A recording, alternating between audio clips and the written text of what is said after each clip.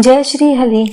हे श्रद्धालु भक्तजनों, स्वागत है आपका आप सभी के अपने चैनल कर्मा कुटीर में इस पवित्र भक्ति श्रृंखला में कार्तिक मास महात्म्य कथा के तृतीय अध्याय में। यह वह व्रत कथा है जिसमें भगवान श्री हरि स्वयं नारद मुनि को कार्तिक मास का गूढ़ रहस्य बताते हैं। कार्तिक मास का प्रत्येक दिन एक तीर्थ के समान है। जो भक्त इस मास में नित्य कथा श्रवण करता है उसके जन्म जन्मांतर के पाप कट जाते हैं। इसीलिए हे भक्तों, ध्यान पूर्वक श्रवण करें। यह कथा न केवल धर्म ज्ञान देती है बल्कि जीवन में शांति, सुख और मोक्ष का भी मार्ग दिखाती है। एक समय की बात है जब नारद मुनि ब्रह्मा जी के दर्शन कर उनसे बोले, हे पितामह, मैंने पृथ्वी पर असंख्य लोग देखे जो अज्ञानवश पाप और मोह में डूबे हुए हैं। वे ना तो व्रत जानते हैं, ना उपवास, ना ही भगवान के नाम की महिमा। कृपया ऐसा कोई साधन बताइए जिससे वे कलयुग में भी मुक्ति प्राप्त कर सके। तब ब्रह्मा जी ने प्रसन्न होकर कहा, हे नारद, यह प्रश्न अत्यंत मंगलमय है। इस विषय में स्वयं भगवान श्री हरि ने मुझे बताया था कि जब कलयुग में धर्म क्षीण हो जाएगा तब केवल एक मास ऐसा रहेगा जो मनुष्य के उद्धार का कारण बनेगा, और वह है कार्तिक मास। फिर ब्रह्मा जी ने कहा, हे नारद, एक समय में स्वयं वैकुंठ गया और भगवान विष्णु के चरणों में प्रणाम किया। मैंने पूछा कि हे प्रभु, किस मास का पालन करने से मनुष्य आपके समान तेजस्वी बन सकता है? तब श्री हरि बोले, हे ब्राह्मण, कार्तिक मास मेरा स्वयं का स्वरूप है। इस मास में किया गया स्नान, दान, दीपदान, व्रत, कथा श्रवण सब कुछ मेरे हृदय को आनंदित करता है। जो व्यक्ति कार्तिक मास में सूर्योदय से पूर्व स्नान करता है, तुलसी के निकट दीपक जलाता है और हरि नाम का कीर्तन करता है, उसे मोक्ष की प्राप्ति होती है। भगवान ने आगे कहा, हे ब्रह्मा, इस मास में गंगा जल से स्नान करने का फल अनंत है। जो व्यक्ति इस मास में कम से कम एक बार ओम दामोदराय नमः का जप करता है, उसके 7 कुल तक के पितर स्वर्ग में निवास करते हैं। इसके साथ ही भगवान श्री हरि ने कहा, इस मास में किया गया दीपदान मेरे लिए सबसे प्रिय है। जो भक्त एक भी दीप तुलसी के पास जलाता है वह अनंत जन्मों के पापों से मुक्त हो जाता है। नारद मुनि ने जब यह सुना तो उन्होंने विनम्रता पूर्वक पूछा कि हे प्रभु, दीपदान का इतना महान फल क्यों कहा गया है? भगवान बोले, हे नारद, एक समय एक निर्धन ब्राह्मण था जिसने केवल मिट्टी का दीप जलाकर मेरी आराधना की थी। उसकी मृत्यु के बाद वह मेरे धाम को प्राप्त हुआ। यमराज ने भी उसे छूने से मना कर दिया। कार्तिक मास का दीप ऐसा है जो पाताल से लेकर स्वर्ग तक फैलाता है प्रकाश। जो इस मास में दीप जलाता है वह मेरे समान प्रकाशवान बनता है। हे प्रभु, हे भक्तों, यह मास केवल अनुष्ठान नहीं बल्कि भक्ति की गहराई है। इसमें जो व्यक्ति अहंकार त्याग कर नित्य प्रभु का स्मरण करता है वह वास्तविक साधक कहलाता है। कार्तिक स्नान, तुलसी पूजन, दीपदान, कथा श्रवण और नाम स्मरण, ये 5 कार्य इस मास में विशेष रूप से अनिवार्य बताए गए हैं। कहा गया है कि कार्तिक हरि मासो सर्व पाप प्रणाशनम, अर्थात कार्तिक मास में हरि नाम का ही जप समस्त पापों का नाश करता है। भक्तों, इस प्रकार भगवान ने कार्तिक मास की महिमा बताई है। नारद मुनि इस ज्ञान से आनंदित हुए और प्रणाम कर बोले, हे प्रभु, इस मास की कथा पृथ्वी पर मैं अवश्य प्रचारित करूंगा ताकि प्रत्येक प्राणी मोक्ष प्राप्त कर सके। तब भगवान ने कहा, जो भी व्यक्ति कार्तिक मास की कथा पूरे 30 दिन तक श्रवण करता है उसे अनंत पुण्य प्राप्त होता है, परंतु जो इसमें एक भी दिन चूकेगा उसका फल अधूरा रह जाएगा। इतना कहकर भगवान विष्णु मौन हो गए। नारद मुनि आनंद में डूबकर पृथ्वी की ओर प्रस्थान किए ताकि इस कथा का प्रचार किया जा सके।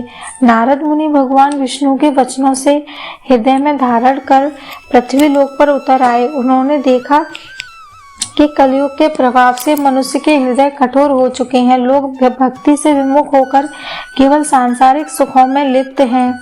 कहीं लोभ, कहीं द्वेष, कहीं क्रोध, कहीं मोह, कहीं अहंकार छाया हुआ है। ऐसे में नारद मुनि चिंतित होकर एक तीर्थ स्थल की ओर बढ़े जहाँ पर एक ब्राह्मण नदी के तट पर बैठा था।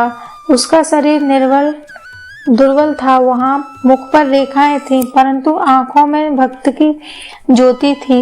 वह ब्राह्मण निराश भाव में बोला, हे मुनिवर, मैंने अनेक वर्षों तक तप, व्रत और दान किए, परंतु मेरे जीवन में अभी भी दुख ही दुख है। मुझे समझ नहीं आता कि मुझ पर ईश्वर की कृपा कब होगी। प्रभु मुझ पर कृपा क्यों नहीं करते। नारद मुनि मुस्कुराए और बोले, हे ब्राह्मण, तुम्हारे दुखों का अंत अब होगा, क्योंकि तुमने कार्तिक मास में मुझसे यह प्रश्न किया है। सुनो, यह मास भगवान श्री हरि का स्वरूप है। इस मास में दीपदान का फल इतना महान है कि हजारों यज्ञों से भी श्रेष्ठ बताया गया है। क्या तुम जानते हो दीपदान का रहस्य? ब्राह्मण ने विनम्रता से पूछा। नारद बोले, एक समय स्वर्गलोक में देवताओं ने भगवान विष्णु से यही प्रश्न किया था कि कार्तिक दीपदान का इतना श्रेष्ठ क्यों कहा गया है। तब श्री हरि ने कहा था कि दीपदान से मनुष्य के जीवन का अंधकार मिट जाता है। जब कोई भक्त तुलसी के पास, मंदिर में या पवित्र नदी के तट पर दीप जलाता है, तब वह दीप उसके पापों को जलाकर राख कर देता है। जैसे सूर्य के उदय से अंधकार मिटता है, वैसे ही कार्तिक दीप से जीवन का तमस मिट जाता है। नारद ने आगे कहा, हे ब्राह्मण, इस दीपदान से केवल मनुष्य ही नहीं बल्कि उसके पितरों, देवता, समस्त लोग भी तृप्त हो जाते हैं। कार्तिक दीप जलाने वाला जब इस शरीर को त्यागता है, तब उसे भगवान के वाहन गरुड़ स्वयं बैकुंठ ले जाते हैं। यमराज तक उसे छू नहीं सकते। यह सुनकर वृद्ध ब्राह्मण के नेत्रों में आंसू आ गए। वह बोला, हे मुनिवर, मेरे पास धन नहीं है, मेरे पास केवल मिट्टी का एक दीप और थोड़ा तेल है। क्या इससे भी भगवान प्रसन्न होंगे? नारद मुनि बोले, हे साधु, भगवान को धन की नहीं, भावना की आवश्यकता है। यदि तुम प्रेम से दीप जलाओगे तो वह दीप सहस्त्र दीपों के समान फल देगा। यह सुनकर ब्राह्मण प्रसन्न होकर गंगा तट पर पहुंच गए। वहां पर एक छोटा दीप रखा, तुलसी के निकट प्रणाम किया और ओम दामोदराय नमः का उच्चारण करते हुए दीप प्रज्वलित किया। उसी क्षण आकाश से एक दिव्य पुष्प वर्षा हुई। ब्राह्मण ने देखा कि प्रकाश चारों ओर फैल गया। एक दिव्य आकाशवाणी हुई, हे भक्त, यह दीप तुम्हें जन्मों के बंधन से मुक्त करेगा। कार्तिक मास में जो एक दीप भी जलाता है, वह अनंत पापों से मुक्त होकर मोक्ष प्राप्त करता है। ब्राह्मण ने भाव विभोर होकर कहा, हे प्रभु, मुझे आज जीवन का सच्चा अर्थ मिल गया है। मैंने बहुत कर्म किए, परंतु आज समझ पाया कि सच्चा भोग नहीं, भक्ति ही जीवन का सार है। नारद मुनि मुस्कुराए और बोले, हे ब्राह्मण, यह दीपदान न केवल तुम्हारा उद्धार करेगा बल्कि तुम्हारे वंश के 21 कुलों का भी उद्धार करेगा। जो मनुष्य इस मास में दीपदान करता है वह यमलोक नहीं जाता, क्योंकि स्वयं कार्तिक दीप के दाता की रक्षा करते हैं। और यह सुनकर ब्राह्मण ने प्रणाम किया और संकल्प लिया कि पूरे कार्तिक मास में नित्य दीपदान करेगा। दिन बीतते गए और ब्राह्मण नित्य दीपदान करता गया। दीप जलाकर भगवान दामोदर की आराधना करने लगा। जैसे जैसे मास आगे बढ़ा, उसके जीवन में परिवर्तन आने लगा। उसके घर में शांति, समृद्धि और संतोष का वातावरण छा गया। एक रात स्वप्न में उसने भगवान श्री हरि के दर्शन हुए। भगवान ने कहा, हे भक्त, तुम्हारा दीप मेरे हृदय को छू गया है। जो प्रेम तुमने उस दीप में रखा, वही तुम्हें मेरे समीप ले आया है। प्रातःकाल ब्राह्मण ने नारद मुनि को जाकर प्रणाम किया और बोला, हे मुनिवर, अब मैं जान गया कि सच्ची पूजा दीपक, धूप या फूल में नहीं बल्कि श्रद्धा में है। कार्तिक मास ने मुझे वह सुख दिया जो मैं जीवन भर नहीं पा सका। नारद बोले, हे ब्राह्मण, यही तो इस मास की महिमा है। इस काल में भगवान स्वयं अपने भक्तों के घर घर विचरण करते हैं और व्यक्ति भक्ति से दीप जलाता है, वह उनके चरणों में स्थान पाता है। इसीलिए हर मनुष्य को चाहिए कि वह इस मास में दीपदान करे और कथा सुने और हरि नाम का जाप करे।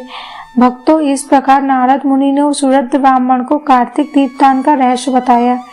यह कथा सुनने मात्र से ही जीवन के कर्म बंधनों का नाश होता है। कहा गया है, दीपम दत्वा हरेर नामनी मुक्तो भवति बंधनात्, अर्थात जो व्यक्ति हरि नाम का स्मरण करते हुए दीप जलाता है वह सभी बंधनों से मुक्त हो जाता है। जब ब्राह्मण का जीवन परिवर्तित हुआ, तब नारद मुनि ने सोचा, अब मुझे इस ज्ञान को संसार के प्रत्येक प्राणी तक पहुंचाना चाहिए, ताकि सभी कार्तिक मास में महत्व को समझें, भक्ति के मार्ग पर अग्रसर रहें। यह सोचकर वे अन्य तीर्थों की ओर बढ़े जहां उन्होंने अनेक लोगों को कार्तिक व्रत, स्नान, कथा श्रवण का उपदेश दिया। नारद मुनि तीर्थों की यात्रा करते हुए अनेक गांवों, नगरों और आश्रमों में पहुंचे। वे जहां भी जाते वहां लोगों को समझाते कि हे मानवों, कार्तिक मास में दीपदान, तुलसी पूजन और हरि नाम स्मरण से बढ़कर कोई साधना नहीं। इस मास में भगवान स्वयं पृथ्वी पर विचरण करते हैं और अपने भक्तों के घरों में दीपक के प्रकाश से आकर्षित होकर प्रवेश करते हैं। उनके वचनों का प्रभाव इतना हुआ कि लोग भक्ति से दूर थे वे भी दीपदान करने लगे, कथा श्रवण करने लगे और हरि नाम जपने लगे। एक दिन नारद मुनि गोकुल धाम पहुंचे। वहां कार्तिक मास की पूर्णिमा समीप थी, जिसे देव दीपावली कहा जाता है।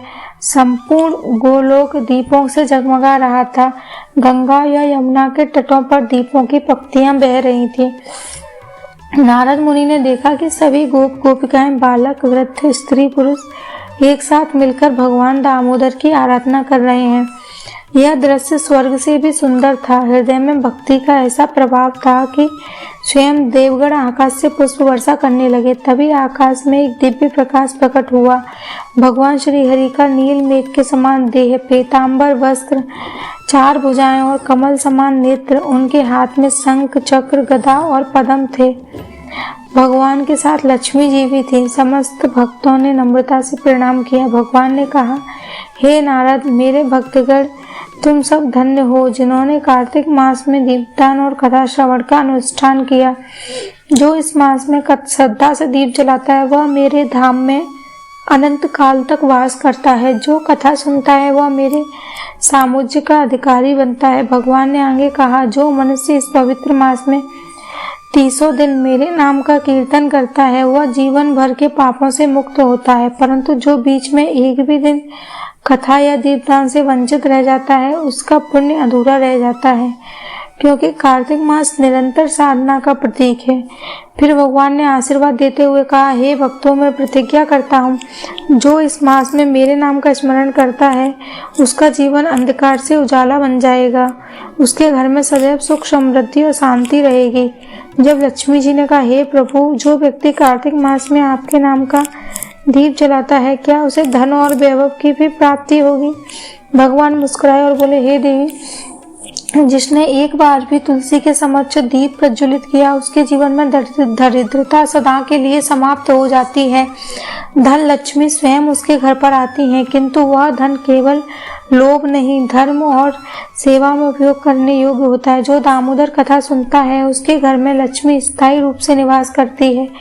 यह सुनकर भक्तों ने हरि नाम कीर्तन आरंभ किया। हरे कृष्ण कृष्ण कृष्ण हरे हरे, हरे राम राम राम हरे हरे। संपूर्ण गोकुल में दीपों की ज्योति नृत्य करने लगी। तुलसी के नीचे जले हुए प्रत्येक दीप से वे भगवान की मुस्कान झलक रही थी। उस रात्रि का दृश्य अद्वितीय था। देवता, ऋषि, सिद्ध, गंधर्व सभी ने मिलकर उस महोत्सव में भाग लिया। नारद मुनि ने भाव विभोर होकर भगवान से कहा, हे प्रभु, आपने यह अद्भुत ज्ञान मानवों के कल्याण के लिए प्रकट किया है। कृपया मुझे यह वर दीजिए कि इस कथा को जो भी श्रवण करेगा उसे भी वही फल प्राप्त हो जो कार्तिक व्रत और दीपदान करने वाले को मिलता है। भगवान बोले, हे नारद, तथास्तु। जो भक्त कार्तिक मास की इस कथा श्रवण श्रृंखला से प्रारंभ से अंत तक सुनता है उसे उसी प्रकार का फल प्राप्त होता है जैसा किसी ने पूरे मास का दीपदान, स्नान और उपवास किया हो। जो बीच में कथा अधूरी छोड़ देता है उसका फल अधूरा रह जाता है। इसीलिए हे भक्तजनों, कार्तिक मास की इस कथा श्रृंखला को आरंभ से अंत तक नित्य सुनना, यही सच्चा व्रत है। भगवान यह कहकर अदृश्य हो गए और आकाश में घंटा ध्वनि गूंज उठी और वातावरण दिव्य से सुगंध फैल गई। नारद मुनि हृदय से आनंदित हुए और उन्होंने अपनी वीणा के तार छेड़े और कहा, जय श्री दामोदर, जय श्री हरि। फिर वे गान करते हुए आकाश की ओर चले गए।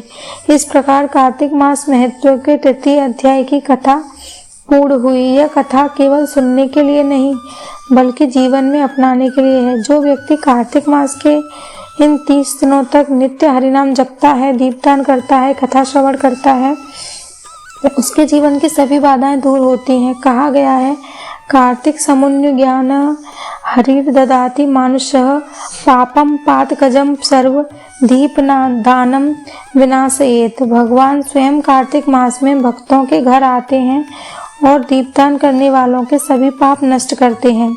हे श्रद्धालु भक्तों, आपने अभी सुनी कार्तिक मास महात्म्य अध्याय 3 की संपूर्ण कथा। यदि आपने इसे मन से सुना है तो समझ लीजिए कि आपने कार्तिक व्रत का पूर्ण फल प्राप्त कर लिया है। आपसे निवेदन है कि इस कथा श्रृंखला को पूरे 30 दिन तक नित्य सुने, एक भी दिन न छोड़ें, क्योंकि भगवान श्री हरि ने स्वयं कहा है, जो कथा अधूरी छोड़ देता है उसका फल भी अधूरा रह जाता है। जय श्री हरि, जय कार्तिक मास।